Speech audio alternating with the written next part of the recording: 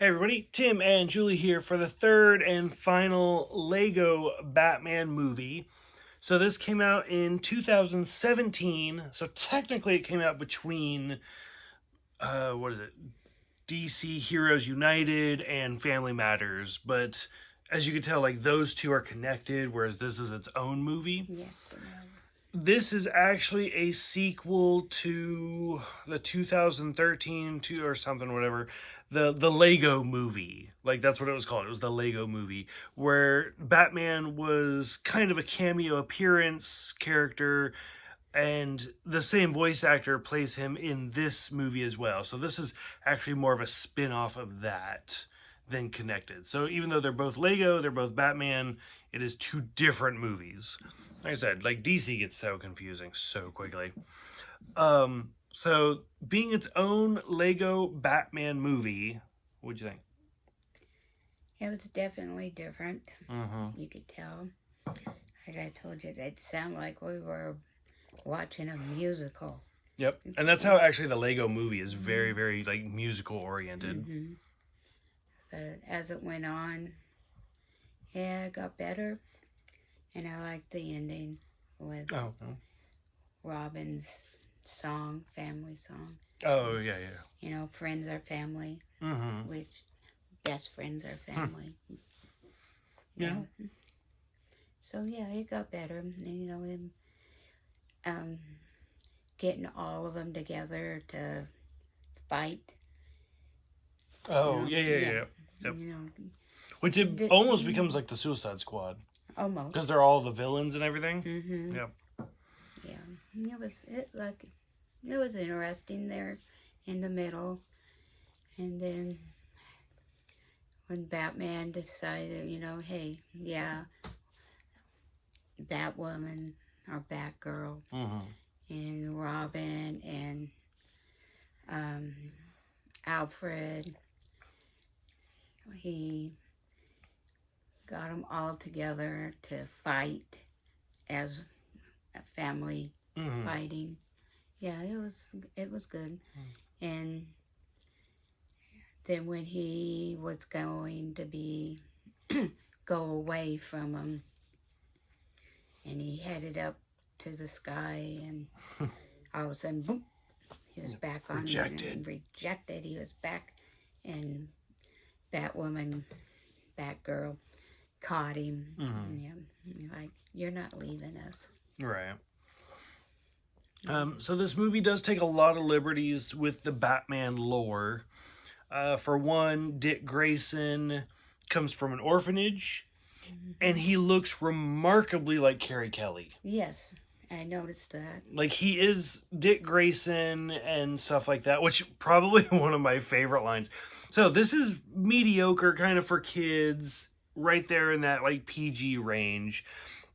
And he's like, "Hi, my name's Richard Grayson." And Bruce Wayne isn't really paying attention to him. And he's like, "That's nice." He's like, "Yeah, the kids at the orphanage call me Dick." And he's like, "Kids can be cruel." And oh my God, I lost it. I laughed so hard. But he looks like with the haircut, the outfit, he looks a lot like Carrie Kelly. Yeah, and he was almost as bigger than Batman in some scenes it showed him. Yeah. So we get that one. A lot of references. A lot. Like I stopped keeping track of them. Probably my favorite reference is the scene where like it's early on in the movie, and Alfred's talking to Bruce, and he's like, "You go through these periods where you act out, like 2017, 2012, 1997, 1995, 1992, 1989.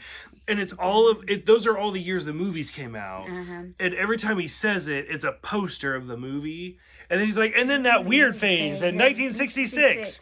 And it's the pilot where, like, Adam West is dancing. Like, I loved that. I thought that was absolutely great. So there's that reference. There's a lot of references, again, to the 89 movie, the Jack Nicholson movie. Early on in the movie, he says the line, "You want to get nuts? Let's get nuts." Which is what Bruce said to the Joker when he like shot him with the chest plate. And then, I don't know if you remember, I'm 98% sure. I've been drinking a lot today, so we'll say 97%. Because I'm always right, even if I'm drunk. Um, I'm pretty sure I brought it up in the review for that movie, the 1989 Batman Jack Nicholson movie.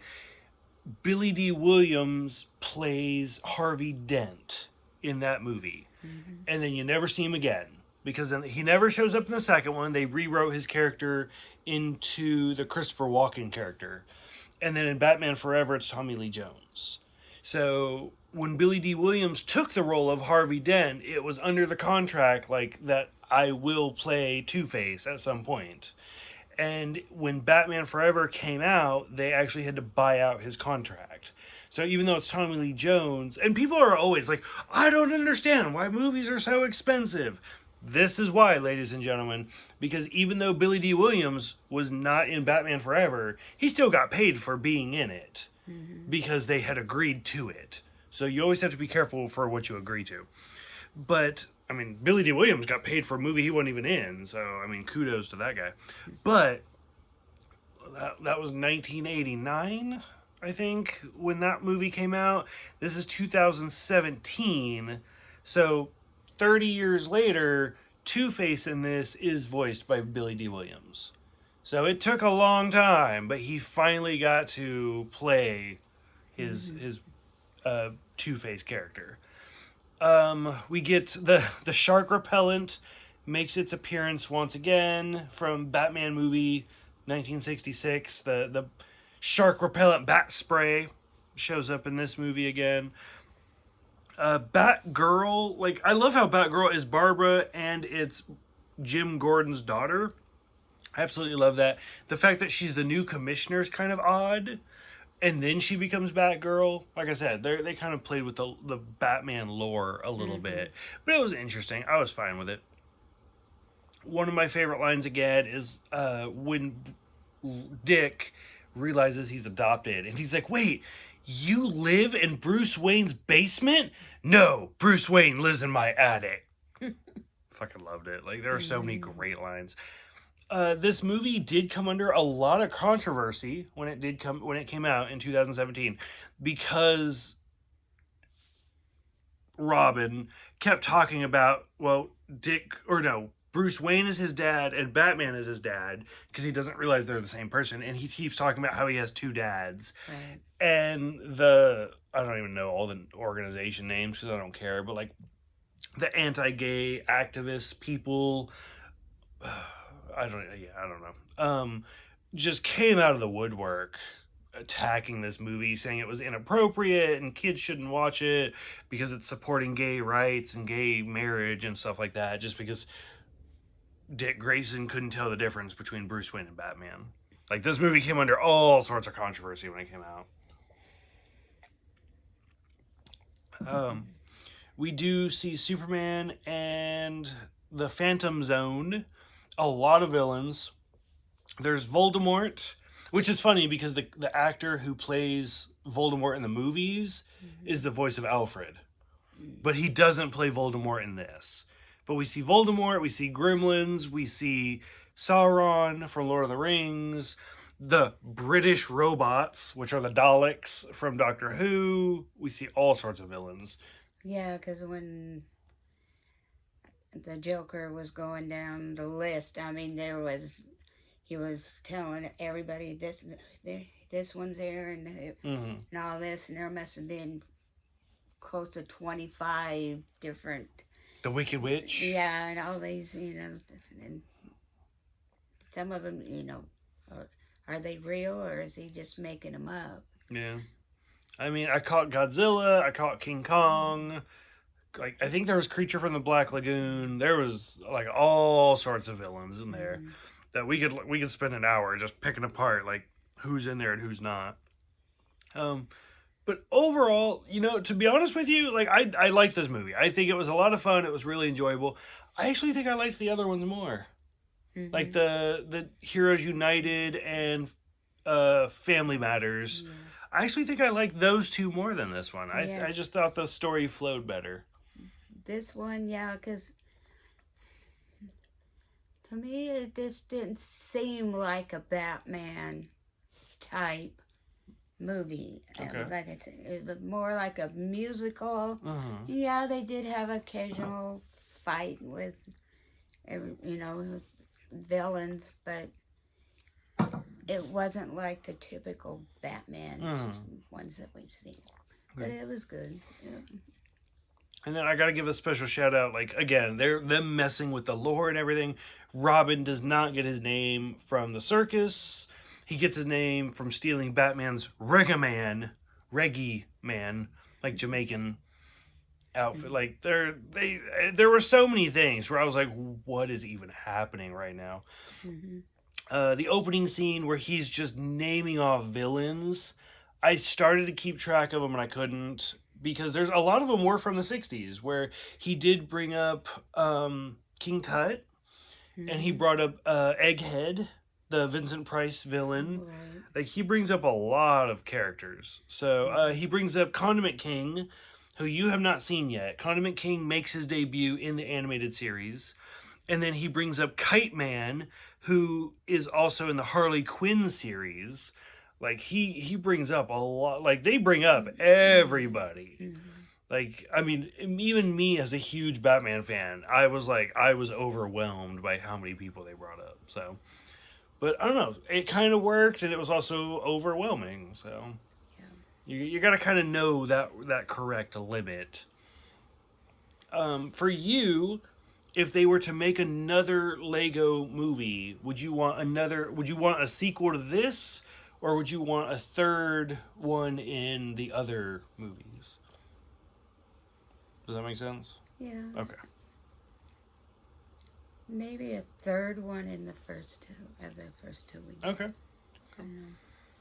Maybe years down the road, and like another family Mm-hmm. reunion, saving Gotham. Makes sense. Okay. Any closing thoughts for this Lego movie? Very different than the first two. So. Very different, but anybody out there watch it, you will enjoy it. Okay. Um. So we're going through our Lego, or we're going through Lego. We're going through our Batman videos. No, seeing the movies you've seen before, because like we've seen all the live action movies, the '66, the Tim Burton, the Joel Schumacher, the Christopher Nolan. So we've seen those. You have seen some of the animated series. You know who the Dark Knight Returns is. You know who Under the Red Hood is. So seeing all of those, do you feel like it made you more prepared for this movie, or like if you had just gone into this movie blind? Yeah, it prepared me. Do you like? Yeah, Did it enhance it? Like it made you enjoy it um, more? yeah, Okay. yeah. Because the Red Hood, you think that's another evil character, unless you knew the background of who it was. Right. Okay. Yeah. Okay. Any closing thoughts for this one? No, no, Nope. just yeah. I'd like to see another Lego movie made. I mean, the last one came out in 2019, 19, last year. So, a year or hope, so maybe. yep, hopefully there is another one. Because I do enjoy them. Like I said, a lot of people dismiss them because they're for kids, but they are really, really Very well good. written. Yes. Even this one, for as different as it is for the first two, like you can feel how much like attention and detail and like effort went into Right. making this. Like it wasn't just like hodgepodge pasted together. Like No. people took their time with this. Mm-hmm. I mean, like I said, even little things like putting the egghead in Condiment King, like that's not just by accident. Like that is a hardcore fan was like, okay, let's slip this in there and make it work. So okay, so for those who have seen this one, what did you think? Like I said, this is the third, and as of right now, the final Lego Batman movie. What did you think of all the different references, all the different villains, all the different heroes, and just the overall Lego animation? Go ahead, let us know. I'd love to talk about it in the comments. Thank you guys for watching. Thank you guys for subscribing, and we will see you guys next time.